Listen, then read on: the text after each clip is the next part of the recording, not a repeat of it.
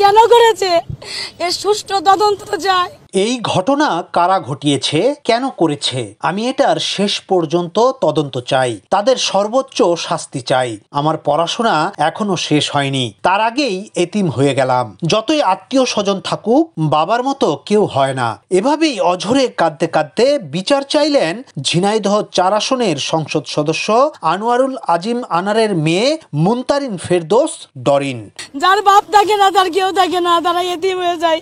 বুধবার রাজধানীর ডিবি কার্যালয়ে এসে সাংবাদিকদের তিনি জানান, সর্বশেষ বাবার সাথে ভিডিও কলে কথা বলেছেন।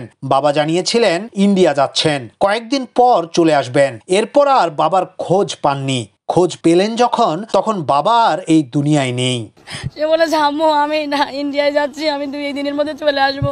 যারা তার বাবার ঘটনায় গ্রেপ্তার হয়েছে তাদের কাউকেই চিনেন না ডরিন। ঘটনা সম্পর্কেও কিছুই জানেন না। তবে গ্রেপ্তারকৃতদের চিনতে চান, জানতে চান কেন তারা তার বাবাকে তার কাছ থেকে কেড়ে নিলেন, কি দোষ ছিল তার বাবার। আমি দেখতে চাই আমাকে গাড়া এতিম করলো, কেন করলো এভাবে। এ সময় ডিবি প্রধান হারুনুর রশিদ জানান, এমপি আনোয়ারুল আজিম আনারের ঘটনার কারণ জানতে নিবিড়ভাবে তদন্ত চলছে। পুলিশের সব কর্মকর্তারা সার্বিকভাবে সহযোগিতা করছেন।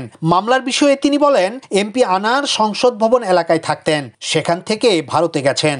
মামলা করতে হলে শেরেবাংলা নগর থানায় করতে হবে, এটি আজকের মধ্যেই হবে। প্রধানমন্ত্রীর হস্তক্ষেপ কামনা করছি, সে করছে। চিকিৎসার জন্য গত 12 মে ভারতের পশ্চিমবঙ্গে গিয়েছিলেন ঝিনাইদহ 4 আসনের সংসদ সদস্য আনোয়ারুল আজিম আনার। তবে 16 তারিখ থেকে তার কোনো খোঁজ পাচ্ছিল না পরিবার। অবশেষে বুধবার সকালে কলকাতার বিধাননগর এলাকার নিউ টাউনের সঞ্জীবা গার্ডেনের একটি ফ্ল্যাট থেকে তার খণ্ড বিখণ্ড দেহ উদ্ধার করেছে পুলিশ। কেন করেছে এর সুষ্ঠু তদন্ত চাই। ইয়াসিন আলী, সোনালী নিউজ, ঢাকা।